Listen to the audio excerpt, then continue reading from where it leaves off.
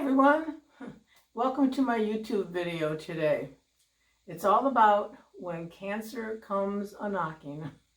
Anyway, I want to tell you what happened to me when I found out that I had cancer, which I told you in my first video, my first cancer was breast cancer. Anyway, you know, there was a time way back 18, 19 years ago that every other commercial was about self-examination for breast cancer. It actually, you know, it used to drive me crazy that I would hear it so much. One day in particular, I remember walking past my TV, that commercial came on, and I had to turn the TV off. I felt like it was telling me something. But on the other hand, the thoughts of having breast cancer, oh, that was something that I couldn't digest. And on the other hand, I thought, well, you know, there's no cancer in my family, so that's not going to happen to me. So anyway, so I kind of like just put that in the background and didn't do anything about it. But then at the same time, I had started a new exercise program. Oh, I was doing my kickboxing and I was doing my exercise with weights and all that type of thing. And then one day I felt like a lump. And I thought, well, what have I done? I must have done that with the weights that I was lifting. And then I just put that in the background too. And then one day I was out to lunch with my girlfriend and we were talking, and anyway, she mentioned to me that she had just found a new gynecologist and that she was going to be, you know, going to her. And I go, oh good, you know, tell me her name and everything, and then tell me if you like her. And because I need somebody, I need to go for you know, a physical or whatever that I hadn't been to, that I had put off because so many things going on in my life. So anyway, so she gave me the name of the doctor, and I went ahead and made the appointment. And I heard from her after that she really liked her and all this kind of thing. So I thought, oh great, you know. So the day of my appointment came, and off I went. She's kind of a, you know, kind of a quiet kind of gal, doctor type person. And she gave me my exam and everything. And I liked her. I really liked her. At the end of the exam, you know, she didn't say anything while the exam was going on. But at the end of the exam, she just said to me, she says, you know, why don't you get dressed and come to my office? Oh, come to your office? That was frightening. I thought, why would she want me to go to her office? Well, I knew my blood pressure was out of control. So I thought, well, maybe that's what she wants to talk to me. Maybe she wants to yell at me because my blood pressure was out of control.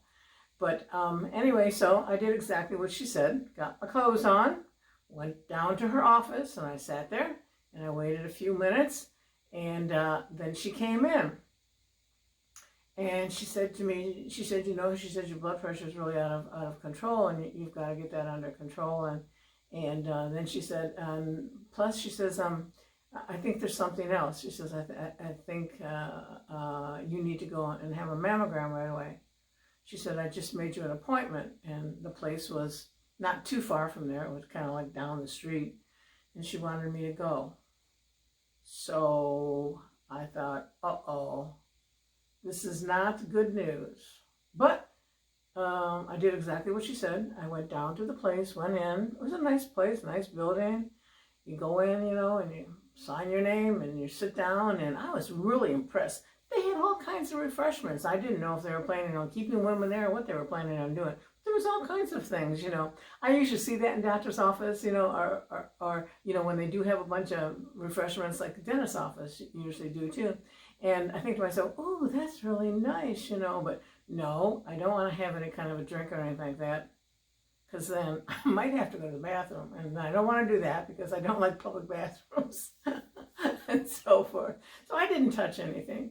But anyway, it didn't take too long, and then they called me, and they brought me back to a locker room, and gave me a locker and said, take your clothes off from the, from the waist up. So I did just what I was told. I took my clothes off. I folded them nicely, didn't want them to get I didn't want them to get all wrinkled, and put them in, the little locker, and went and sat down in the room where I was directed to sit in. So I sat there and I'm looking around, at all the women that were in there, wondering why, everybody was there, wondering if somebody already had cancer. I struck up conversations with a couple of women, as I happen to have a habit of doing. And actually, it kind of puts me at ease sometimes when I'm scared if I just start talking, to some people. And anyway, so time went by, and then they called me. So I go back, for my mammogram. I have the mammogram. Wasn't bad at all.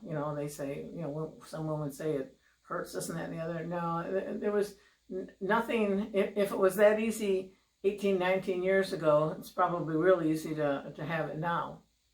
But anyway, so I did that, and I said to the girl when I was done, can I get dressed? And she says, well, no. She says, go back to the waiting room, and she says, and wait a few minutes. And she says, I think we'll be giving you another test.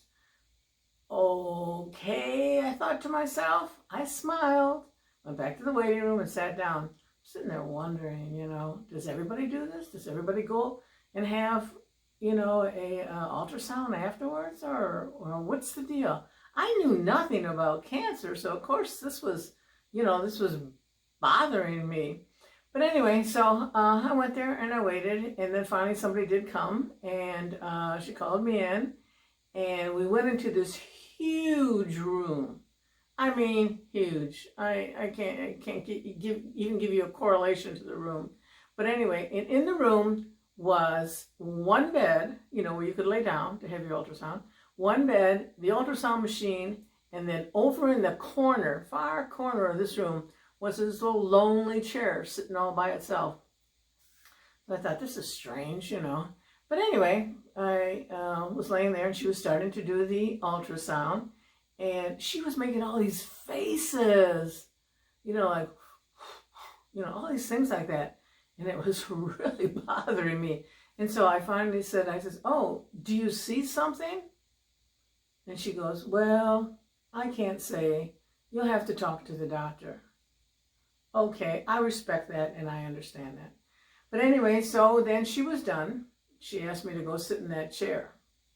So I go over to that chair and sit in that lonely chair, and then I realized in the corner of that room was one lonely chair and one lonely person, not about to know what was going to happen.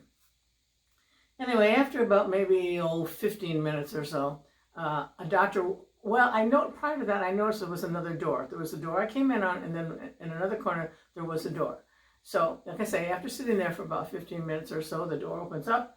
A doctor, walks in, or I'm not sure exactly, what he was. But anyway, he just walked in, and he said to me without nothing. He didn't basically say hello or anything like that. He walked in and he said, I'm sorry to tell you, you have cancer, and your doctor will call you. And he walked out. Not even a goodbye. Well, I thought, well, that's an unfriendly kind of a fella. But at this point, I was within myself getting very upset, but yet I did everything I could to keep smiling and keep on moving. So anyway, so I got up, I went out and went to my little locker. I put my clothes on, and I smiled on my way out, but I just felt like people knew what was wrong. It looks like they felt sorry for me, and I'm sure that was just in my head, but I walked out, I smiled, the girls greeted me, goodbye and so forth, and I went and got in my car, and didn't know if I wanted to cry, didn't know what I wanted to do, but I didn't cry. I pulled down my visor, and I looked in the mirror, and I go, Donna, whatever it is that is happening in your body, you will take care of it. You'll get it figured out. You'll get it out. All I could think was, they'll just go in and they'll dig it out, and that'll be the end of it, That was my way of thinking about it. So I knew I had to get home because I was expecting my brother for dinner. He had lived about 4 hours away, and he was coming down. So I thought to myself, well, you know, I want to get there. I want to get the dinner made, and I'm not going to tell him, because for me, my way of dealing with things, if it's something that's big or troubling, I can't talk to anybody as a rule about it, because I have to wait. Like with my children, I had to digest it all. I needed a few days to digest it before I told them, you know, that there was something wrong. It's just how I deal with things. But anyway, so I get home, get in the house, and you know, I pull out whatever it was I was going to start cooking, and then I went in my little library that I had there. I went in there because that's where my answering machine was at that time. You know, it was always answering machines we were looking at, not our cell phones. So anyway, so I went in there, and there was a message. I thought, oh, gee, you know, maybe my brother's not coming. And in my mind, I thought, well, maybe he's not coming, and I'll be able to sit here and cry all afternoon. But that wasn't the case. I can remember those words exactly. It said, hello, this is Meisel, I believe it's called Meisel Clinic. And we are sorry to tell you, we concentrated so much on one side. You also have cancer on the other side. Your doctor will be calling you. Click. And that was it. That was a bit hard to handle. First of all, I thought it was kind of cruel to handle it that way, but, you know, I'm sure they do these things every day and sometimes don't realize. Leaving a message like that on your answering machine really probably wasn't the best thing to do, but that's okay.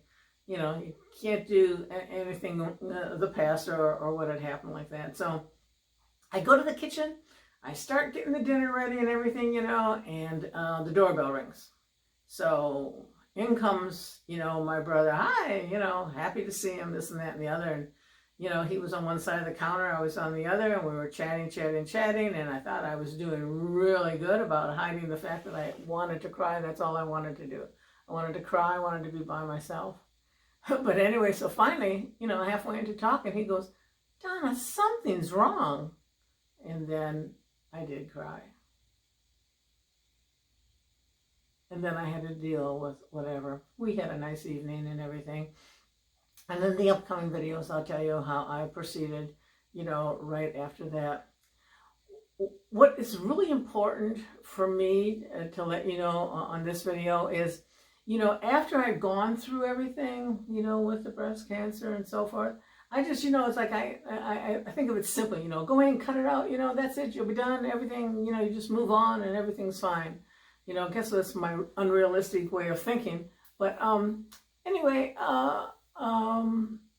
you know, I want to say that we don't know if it's over when, you know, I had the chemo, the radiation, and for me, you know, it wasn't over, and that's some of the things that, you know, that we'll be talking about in the upcoming videos. I have learned something though, you know, life is life. And you should enjoy your time, you know, while you're here. I mean, don't get me wrong, I don't plan on going anywhere. It doesn't matter how many times I've had cancer. I'm not ready to have them put the lid on me by no means. But, you know, sometimes sickness is a part of our life. Just like getting old is a part, excuse me, is a part of our life. So we'd best enjoy it and enjoy every day. So I want to say to you and to everyone out there, sick or not sick, take care of yourself. What I learned is what's going to happen will happen, but your happiness is up to you, and the type of happiness you have affects everyone. So on my next video, folks, I plan to talk to you about a couple supplements that I take that I really, really, really like. Sick or not, doesn't matter to me. I think everybody should be taking them. It's something that I feel like, ooh, I found the gold mine or whatever. Really haven't. But I'm going to talk to you about a couple supplements in our next video. So until next Thursday, all I can say is be happy, everyone. Bye-bye now.